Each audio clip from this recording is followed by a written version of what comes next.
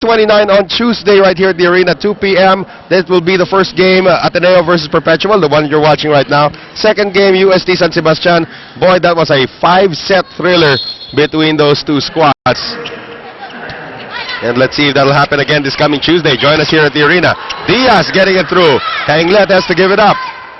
Here's Janela. Cabriana across for Diaz. Nice dig there by Valdez. Diaz is all over the place. Valdez cannot keep it alive. 16-11, Ateneo. This is going to be a strong front line for Perpetual. We have De Los Santos, Diaz, and Portimol. With Cabriana now serving. Ferrer. Herbaso back by Sandra De Los Santos. Single block. De Los Santos. That deserves a second look. And I call her the future of Philippine volleyball, and here's why. You see how De Los Santos also moves very, very simple. Right. Not too fancy.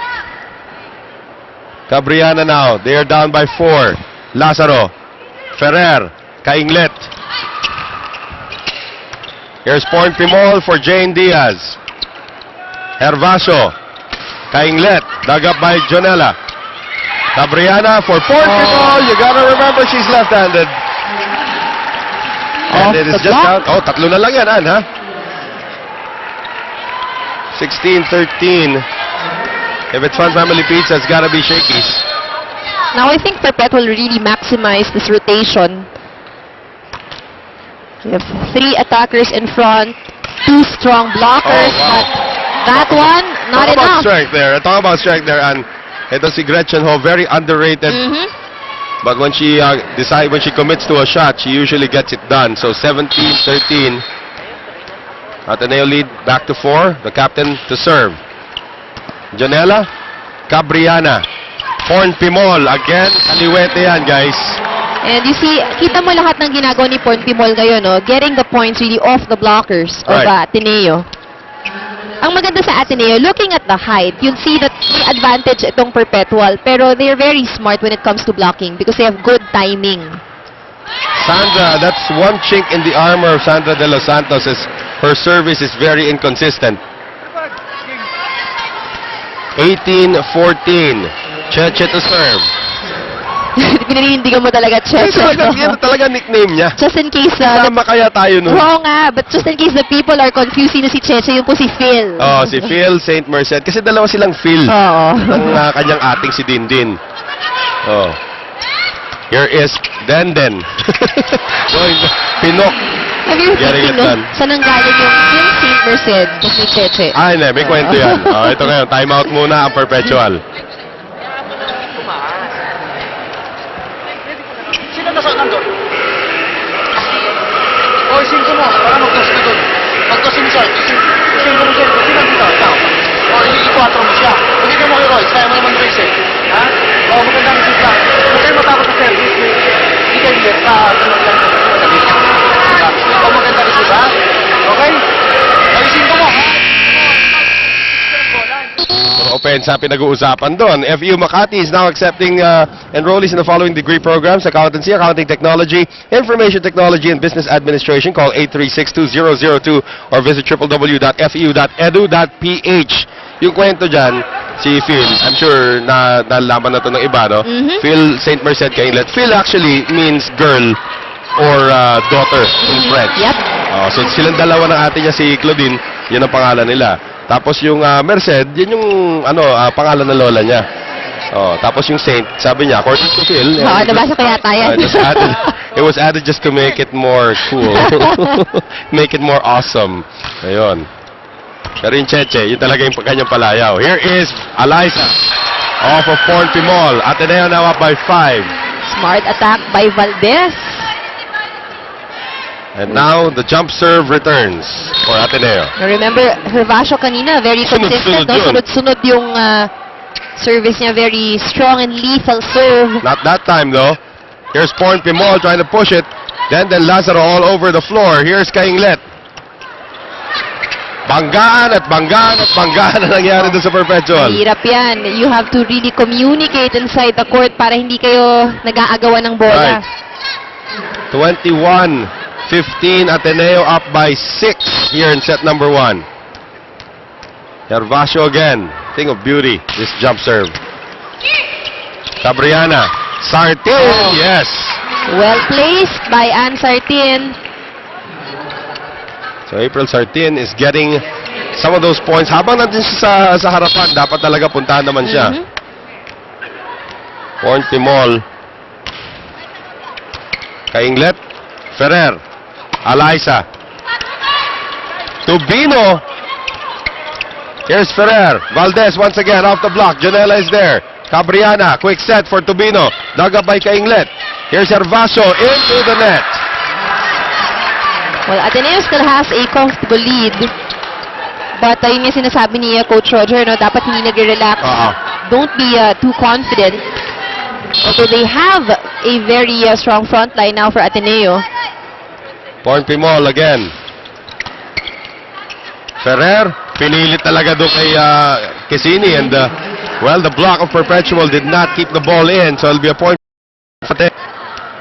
And kung si Quezini, syempre, a very smart attacker. You saw her, she was a bit late. Talagang she forced the ball to go out. And of course, she's a former MVP as well. Oo naman. Experience. Oh, wow. That's experience for you. Alam na alam ko sa pupunta si Gretchen Ho. Naabangan ni Tubino. And Gretchen Ho is denied. 22-18. Tubino now to serve. Nice one. Here's Ferrer running attack. Eliza, that never went through. That's the third time that's happened to Eliza today. The lead is down to 3. Parang ano to, USD San Sebastian ah. Dumidikit. Tubino again. Gervasio. Kainglet. That one goes long. The lead is down to 2. 3 consecutive errors for the Lady Eagles. Timeout, Roger Gorayab. Things are falling apart for the Lady Eagles. Kaya wala yung kamay nung black. Sayang na, uubos yung score natin sa error lang natin.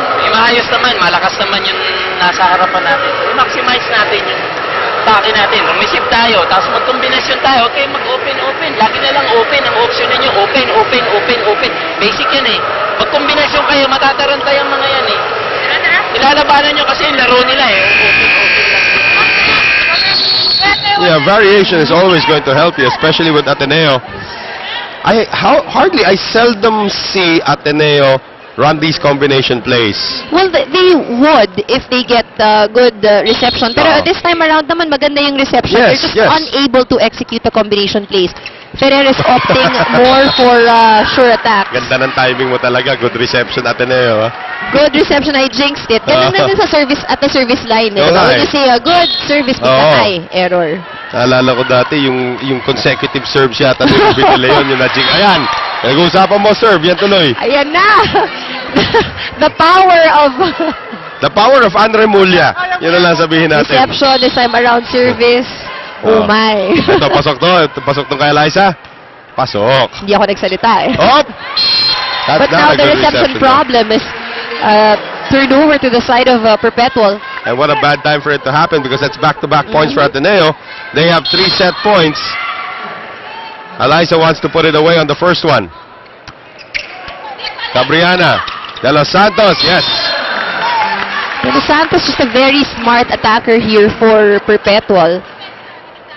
No fancy attacks, just very well-placed shots. 24-22. Double set point Ateneo. Sartin to serve. Valdez.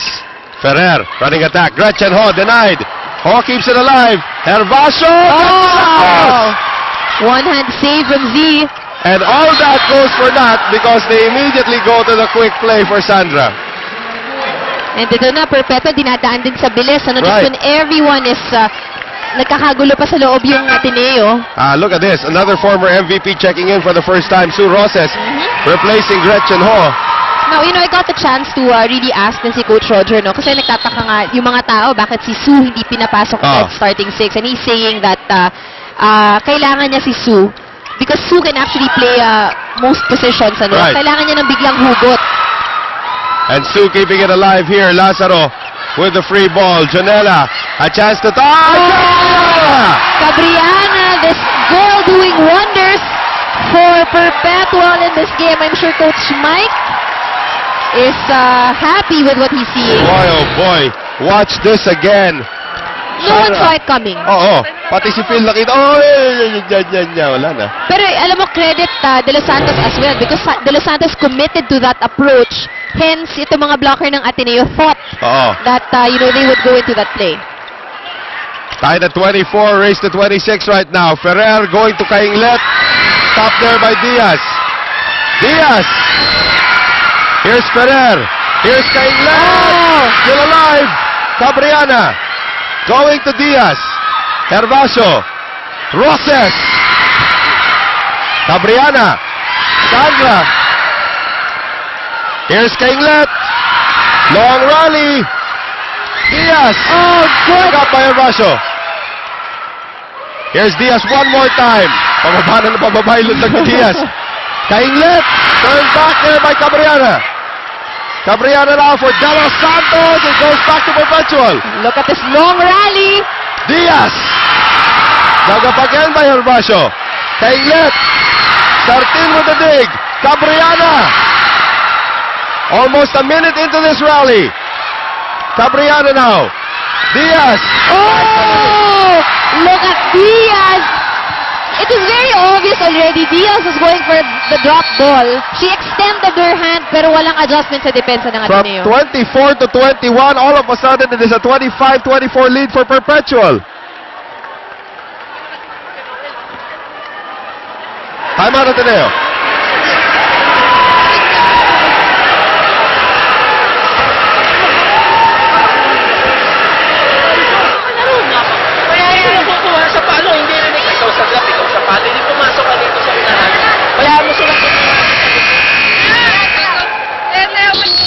Let's take a look at it again. This was over a minute long, this rally. And all of a sudden, out of nowhere, Jane Diaz on her 4th try. Hindi naman kailangan pala ng power eh. Oh, and you see that she already knew she was just gonna drop the ball. Yeah. Hindi na kumasa yung kamay niya for an attack eh. Set point for Perpetual. Lazaro. Here is Roses out of position that time. Cabriana. Sandra blocked by Kainglet. Ferrer. Kainglet off the block. Starting on the dig. Cabriana. Across now for Diaz. Denied by Sue Roses. Sue Roses with an excellent block. Si Roses na lang lulusutan niya eh. Oo. And ang ano doon, dumiretso pa sa kamay ni Roses yung bola. Look at this. You're up against a veteran player like Roses. Look at her. With excellent timing on that block. So Roses now makes it a race to 27 here in the first set. Cabriana, running attack, Sandra, dug up by Ferrer. Here's Phil Kainglet on the drop.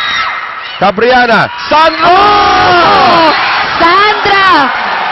Very smart center attacker. Nakikita natin ginagawa ng Perpetual. Hindi dinadaan sa lakas. Really, placing is the key for them in the set. Set point for the Lady Altas. Cabriana. Here's Ferrer. Running attack to Roses. And it was touched by Jane Diaz. So now 26 all, yes. This is how you like the games to be. Right. Ganito ka-dikit, ganito ka-exciting. That long rally earlier made people hold on to their seats. Parang di mo talaga alam kung sinong Si Ian Laurel makakatapos. kasama mo, tumba na kayong dalawa kanina pa. Puro pasa! Wow. And that was another attack there for Perpetual, courtesy of Point Timol. Another set point for Perpetual. 27-26. Now, this is going to be interesting because I think both frontliners are actually very strong for both squads, especially with Cassini now in the front line. Lamang ang Perpetual kasi dalawa lang attacker natin na yun. Let's see. Herbacio ties this up again. Herbacio has been very consistent. Tied at 27, now race to 29. We'll start talking about the records pag 30 all na. Kainglet. Okay. Sartin, bad reception that time. Diaz tries to give it back. And Point Timol with a high free ball. Here's Ferrer. Down Ferrer, yes! Combination play, just like what Coach Roger wanted them to execute. Ateneo now with a set point, 28-27, timeout, Mike Rafael of Perpetual. Sa'yo po na. Diba? Running na siya. Running kasi ito ang play, ha? Pero bola ko. Sino bola, ha? Ha? Sino ang bola niya? Kanya. Ipumpos natin natin. Pag service natin, sino magsa-service? Ikaw magsa-service pa. Ikaw, pag patay natin, ikaw magsa-service. Karga mo siya. Tapos, Let's take a look at that combination play run again by Ateneo. It really looked like it was going to be a running attack. But then Angelina Hervasio out of nowhere, giving Ateneo set point. Now it's up to Philka England to put it through for the Lady Eagles.